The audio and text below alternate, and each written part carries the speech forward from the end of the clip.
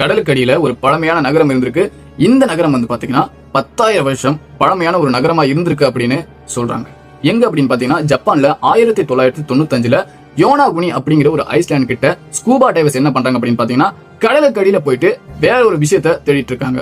அப்பதான் அவங்க ஒரு விஷயத்த கண்டுபிடிக்கிறாங்க. தூரத்துல அவங்க ஒரு பாறையை பாக்குறாங்க. தூரமா இருந்து பார்த்த அவங்களுக்கு அது வெறும் பாறையா தான் தெரிஞ்சிருக்கு.